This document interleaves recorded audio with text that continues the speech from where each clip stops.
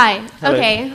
My name is Tanae. I'm the current president of our NAACP chapter. Great. And so I just have a few questions. During your entire presentation, I noticed that you failed to mention that feminism is the belief that men and women are equal.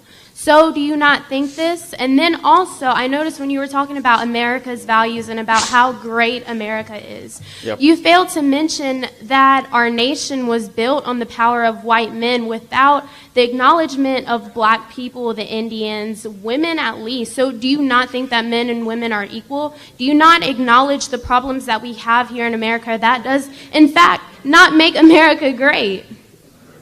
All right. No. Let's be respectful. I mean, not triggered. I understand how to handle myself, unlike some Trump supporters. Guys. It was a perfectly reasonable, respectful question. Let's be respectful. Thank you. On the first half of your question, women don't agree with you. Fewer than 1 in 5 women in America describes themselves as a feminist, even though over 85% of them believe in inequality between the sexes. Why? Because they know that feminism has become something different now.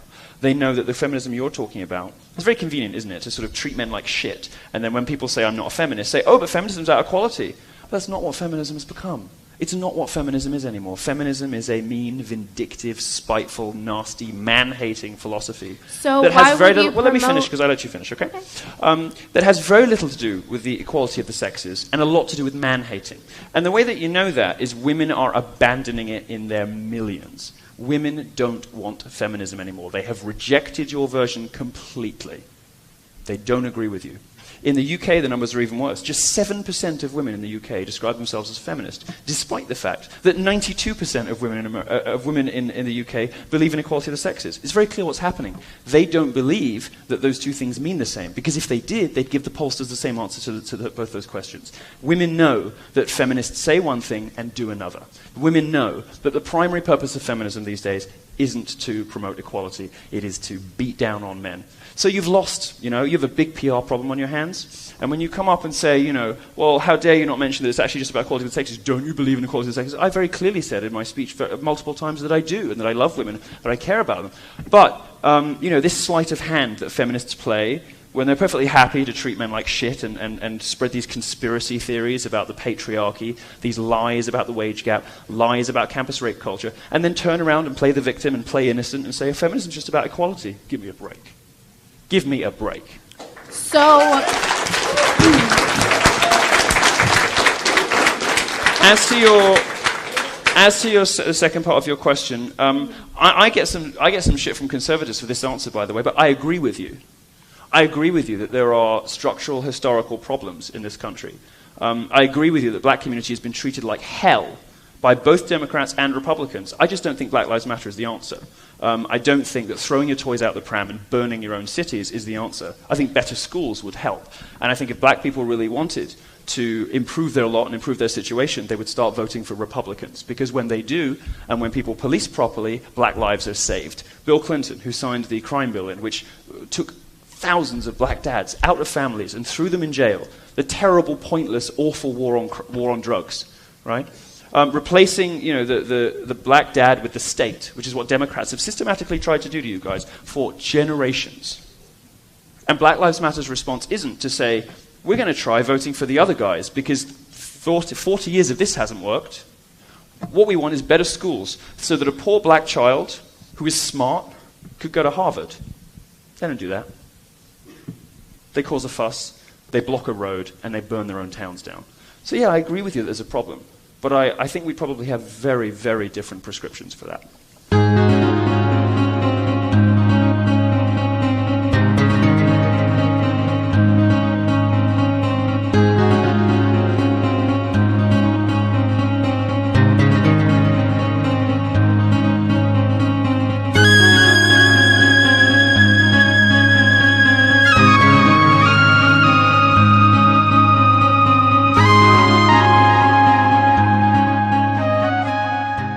I'd like to compliment Milo on introducing my children to anti-feminism before I did myself.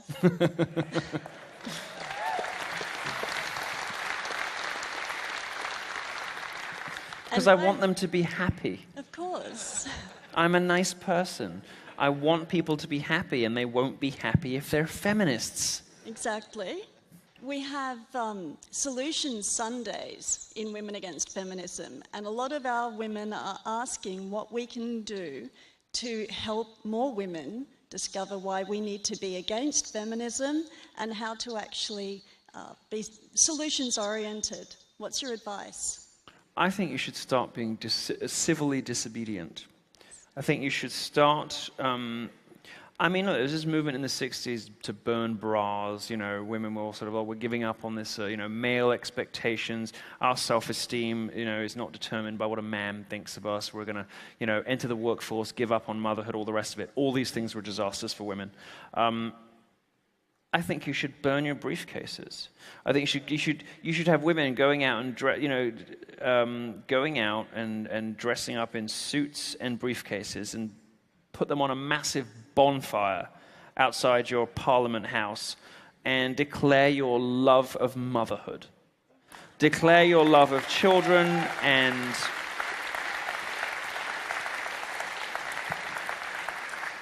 the one thing feminists hate more than anything else is women who stubbornly won't make the choices that feminists wish they would. And talking about the supreme joy and value and profundity, life-changing value of being a mother is something that most of these vile, single, childless harridans cannot relate to and will never relate to and hate you for. So rub it in their faces, because life as one of us is great. We have so much more fun than the other side. We just don't tell people about it. If you want to encourage people to live a happier, better, more virtuous life, don't tell them what to do. Show them that your way is better. Show them how happy and hot and fulfilled you are. And I would love to see a movement, I would love to see a global movement of women burning their briefcases, saying we were forced for 2 generations into the workplace, and you know what? We don't really want to be there.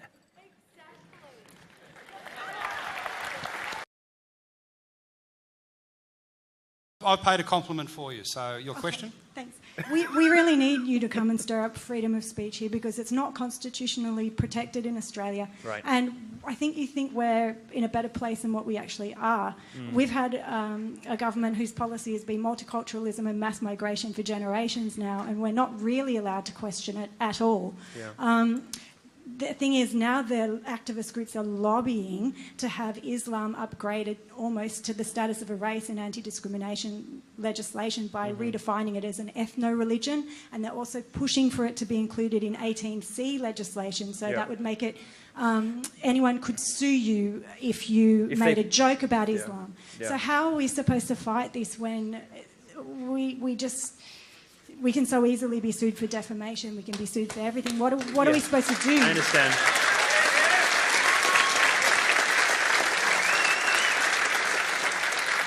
One of the things that will surprise you is how many supporters I have and how many allies in this you have on the left.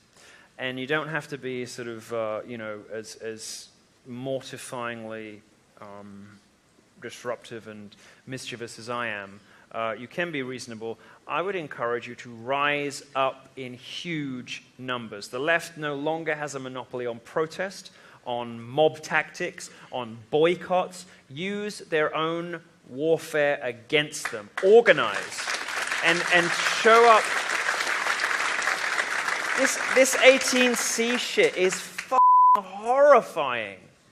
This feelings-based law, the idea somebody could just say that you might have offended some hypothetical person and you could go to jail, you could have your life ruined, you could have your savings cleared out, your freedom taken away, your family destroyed, that the state, at the barrel of a gun, can force you not to hurt someone else's feelings. F*** that. Why aren't you all out in the streets?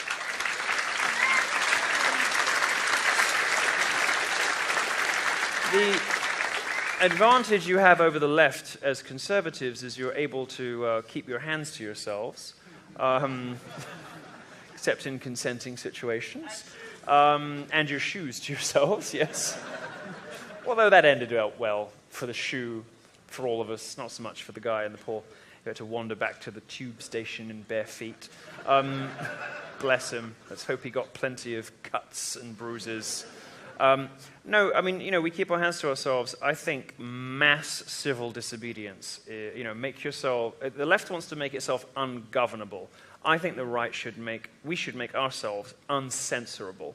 I think we should show out in our tens of thousands, if necessary, to protest laws that restrict our freedoms.